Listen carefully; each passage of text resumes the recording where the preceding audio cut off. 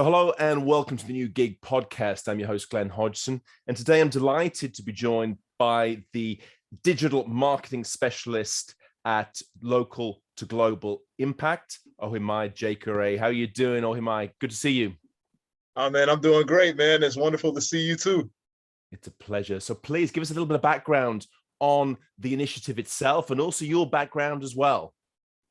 Well, Local to Global Impact really looks to just restore equity and purchasing power to a lot of African professionals. I met Kalindi on her little travel to Nigeria one time. We were at the beach and we just sat down and talked, and she heard about my background, being an American university graduate, having American work experience, and coming back home to my native Nigeria to make a little under $100 a month. And she said, that is an unholy disaster. And I said, I agree. We should do something about it. And so Kalindi did something about it, and she just brought me on board. And so we just source a lot of talent from a lot of places. Right now, she has a bit of a stronghold in Kenya. She's probably going to try and recruit some more West Africans within the next few years. And we outsource a lot of labor to a lot of Western corporations. I am one of the few marketers that she has on the team, but she has a lot of people with backgrounds in actuarial science, finance, so on and so forth. And I mean, it's no secret. As of right now, just with globalization and digitization, Africans will still take a lower payday than our Western counterparts because, I think it's also a function of economics. Even though cities like Nairobi and Lagos, which are just huge cultural hubs for the continent, even though the cost of living is still getting up there, it's nothing in comparison to a London or a San Francisco or even in Atlanta, which is an emerging power in the world. So we will take a lower payday, but we will strive to give the best quality work possible because, I mean, that's just how African professionals are for the most part. Yeah. Excellent. Well, thanks for this background. And, just say a little bit about the specific opportunity for Africa and Africans that you're creating through this kind of matching service, through this marketplace. Well, for one, it's really just to give people just the equity that they deserve. I mean, I can't pay rent. My parents let me stay in the house at 27 years old because I can pay the Wi-Fi bill. But when I was living and working in the US, I was able to pay rent. I was able to save money. I was able to build towards the kind of financial future that it is that I'm supposed to have, given my experience, my age, so on and so forth. So we just want to address that disparity that, a lot of African professionals have to face. I was talking to a mentor of mine, basically my high school basketball coach, and he's been in education for 25 plus years. He's done a great job with St. Andrew's School, Turi. And he told me that for the first 10 to 12 years of his professional life, he had to live in his parents' house. And you do see a little bit of that in the Western world and cities like San Francisco, where the cost of living is just sky high. But really it is that, I don't think that African education is so decrepit and so messed up that, the graduates are not able to play a role in the global economy. You take a look at fintechs like Flutterwave and Paystack here in Nigeria. Those are Nigerian graduates who made those companies, and the valuations of those companies are into the hundreds of millions and the billions. That we have something to say as far as the African youth. We still produce intellectuals. We still produce very hardworking individuals who have a healthy respect for the amount of hard work that it takes to succeed. And I feel that if Western companies are going to pay better for those kinds of services, I believe that we should, Local to Global Impact is the bridge that will give more and more African professionals access to those kinds of amenities. Yeah, absolutely. And say a little bit more about the skills and talents that are being offered. Is it because we're talking about sort of African professionals here? We're talking about high skilled, high value roles that were being offered here as well. Yeah. So, well, I mean, I'm in digital marketing, and everybody talks about the barrier for entry in digital marketing is sort of low. And I would agree. But at the same time, it's also like you get someone like me who is a great writer by many accounts, you know, or stronger writer than most African marketing professionals. And I've seen my work put next to some copywriters in the US, some copywriters in the UK, so on and so forth. And a great African writer is a great writer by any standard. So so even though you would say that, oh man, you know, anybody can copyright, not necessarily. Definitely not necessarily. And then you now couple my SEO experience and my knowledge of A/B testing and just knowing how it is, like how to drive appeal. You know, there's that, and then there's the actuarial scientists, the high level mathematicians. I always noticed when I went to high school in Kenya, St. Andrews Turi, which I've mentioned earlier, there were kids from the Kenyan curriculum, the 844 system. And I've also noticed that when I went to school in Nigeria, there were kids from the Nigerian school system. And then there were us kids that went to the British private schools. The African curriculums are so rigorous with their mathematical learning. These are the kinds of kids that would blow an SAT out of the water mathematically. And then they might struggle with the English writing portion because, you know, that's just how it is. And we have to tap into that. These kids are the kids that could go toe to toe with the high level American kids or the high level Asian kids, because that's just, you know, that's what our education system is kind of emphasized. Good mathematical, just being sound mathematically. There's also finance there. And the truth of the matter is, yes, you can be trained in an African university, but there's just droves of information on global economic, you know, happenings that any just savvy economist anywhere in the world can have access to. So you have this kid that goes to an African business school, but they're just a voracious learner, and they just take in all the information from multiple economic publications. And those are the kinds of people that populate our workforce. And so I feel that makes us very appealing. Absolutely.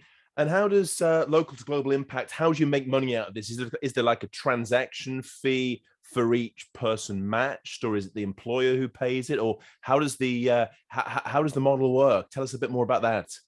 Well, you know, like I say, I am but just a humble servant of local to global. I believe that Kalindi will be able to speak more onto that, but I think that there probably is a fee that that our clients will pay. And shoot, they pay. I mean, they pay in foreign currency.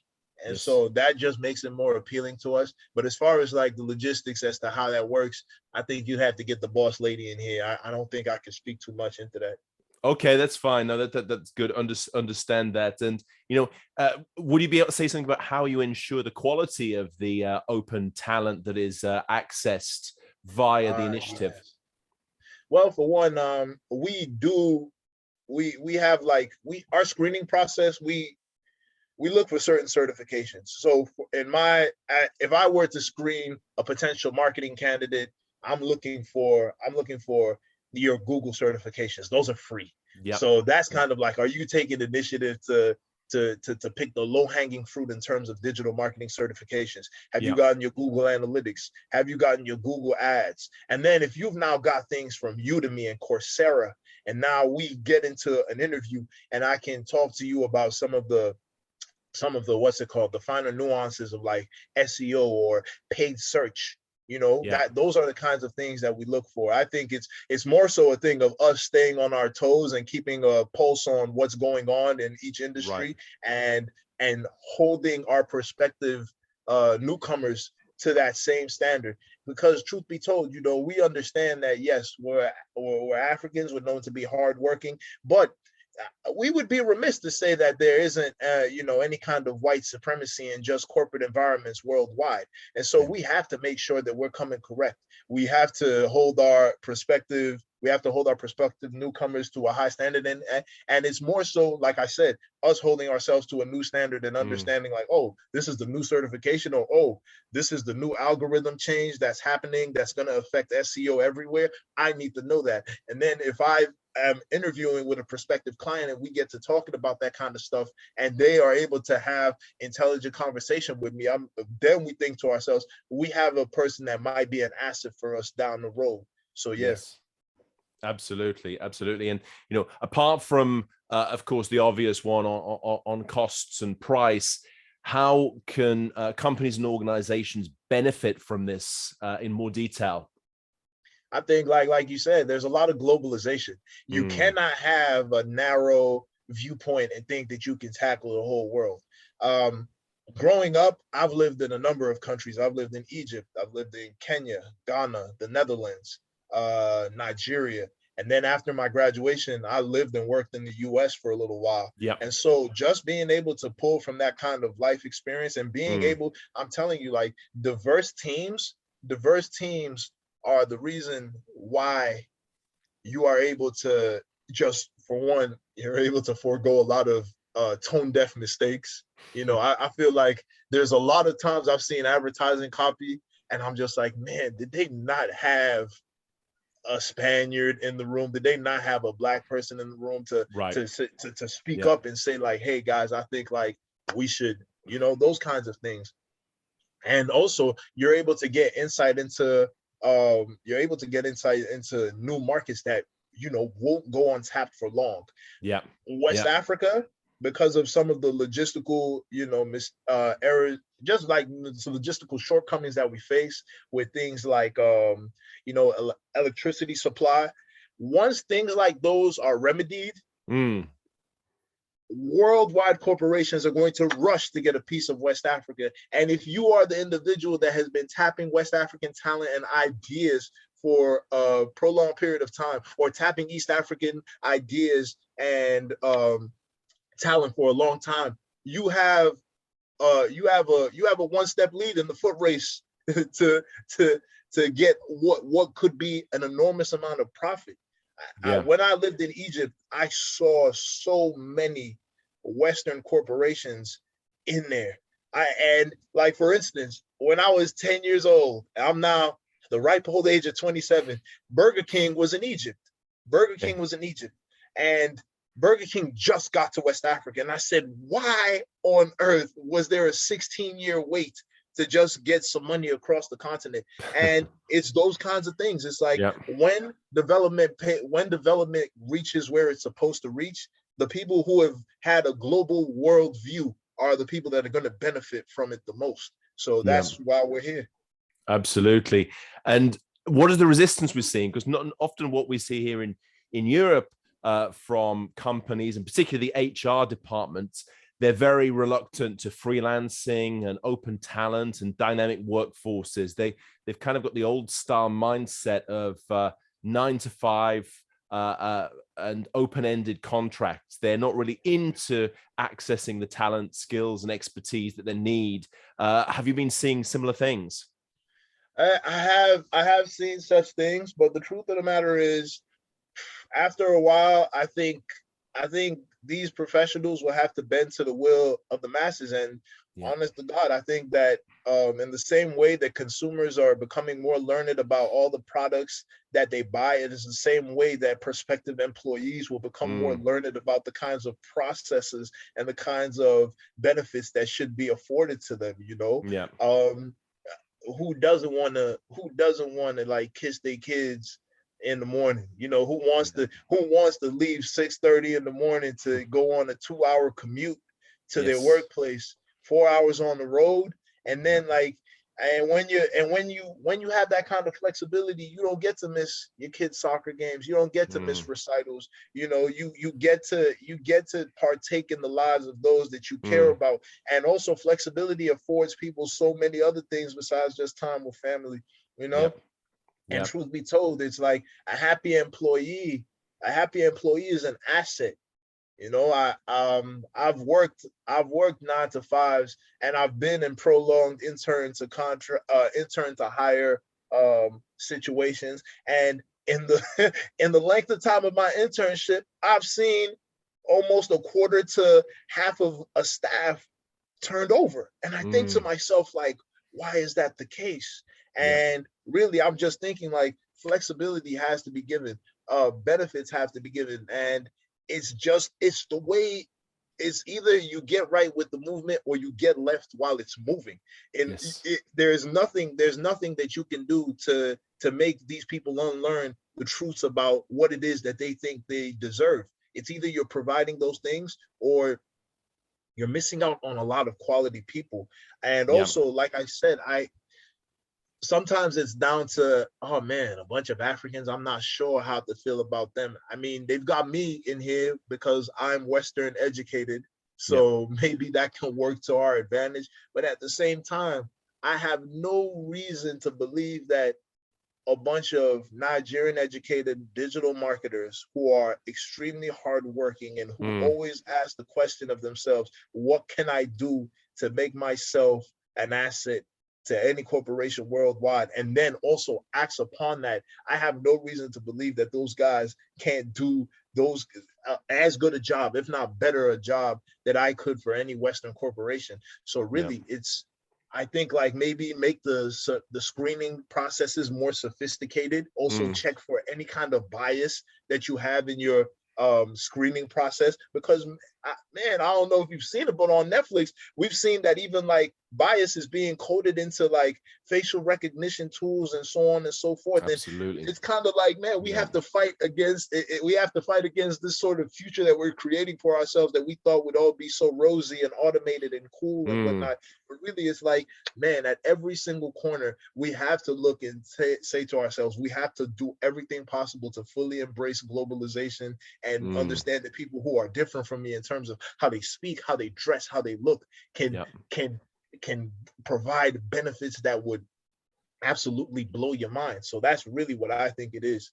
And I mean, it's going to be slow for people to embrace that. In the same way that, we have to change the mindsets of one person at a time. I believe that, if we just keep the faith and keep working and keep delivering quality work and keep addressing, any sort of problem that we see with bravery and just like diplomacy, I think that we will go far. Yeah. Well, couldn't agree more. And I think this sort of need for flexibility and diversity is there. It's not disappearing. It needs to sort of increase as opposed to get less. And I think they're probably just seeing a bit of a lag from the old style, the old ways of doing things, that we need to allow the processes, the times, and the organizations to be able to catch up with the reality. And of course, it's in their own interest. They need to harness the power of the future workforce, and as open as possible to get the skills, talent, and expertise that they require. Absolutely.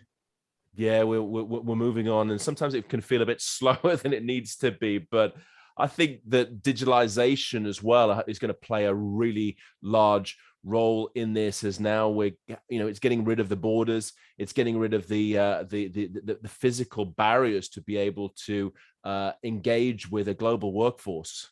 Yes, indeed. Yeah, we're moving on sort of slowly but surely on that track. And it's really interesting to hear about sort of the services that you're offering, but also opening up the world to talent. I think that is something that's absolutely crucial, and more companies and organizations need to be able to access that, and a whole range of jobs and services which should be created on the back of this. So, I mean, really, I just think like I I want a possibility. I don't want Africa to be considered the dark continent anymore. I Right. feel that that is just an archaic school of thought. And Kalindi and this vision that she has with local to global impact, it really just runs contrary to that. And it's an idea that needs to be fought. I remember when I lived in the Netherlands, and we lived in a much smaller house than anything we had lived in like West Africa, just because of, like I said, uh cost of living. Yeah. And so the cost of living in Amsterdam, of course, is much higher. And I remember just, Right. listening in on a conversation that my mother was having with like one of the neighbors or just a passerby. And, they ask us where we're from, and we say we're Nigerian. And they're like, where's that? And we tell them it's in West Africa. And they ask, like, do you guys have houses like this in Nigeria? And she said, yeah, they're bigger. And it's just, And it's just that we are peers. We want these people with, you know, these archaic schools of thought in HR positions and stuff to understand that, you know, Right. West Africans, East Africans, North Africans, South Africans, Central Africans were all your peers. And they are, and as the world is becoming more digitized, and there's the shackles we thought were placed on education are being removed, or on education and information are being removed. Everything is almost at your fingertips, or for a very low price. You know, you can learn at pretty much whatever it is that you will. And now it's more so a thing of like, I play basketball, and in basketball, there, in the same way that there is, you know, a bit of soft bigotry and supremacy in basketball, it kind of replicates itself in what's it called, in just corporate spaces, so on and so forth.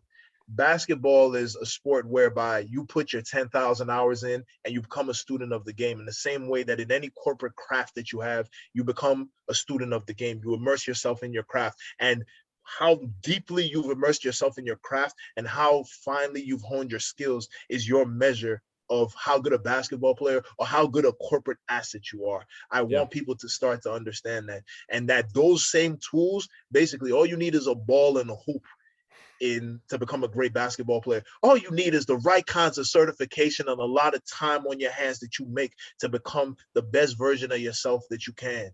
And truth be told, you should not be paid less than what it is that you deserve to be paid if you have proven yourself to be a great asset. It's why they give those basketball players the big bucks. If you are a good corporate asset, you should get yourself the big bucks, no matter where it is that you are. Absolutely. And so I believe that, you know, we've got internet in Africa, we've got Udemy, we've got Coursera, and we've got all these different sources of information that can tell us if it's not Udemy or Coursera, this is where you need to be.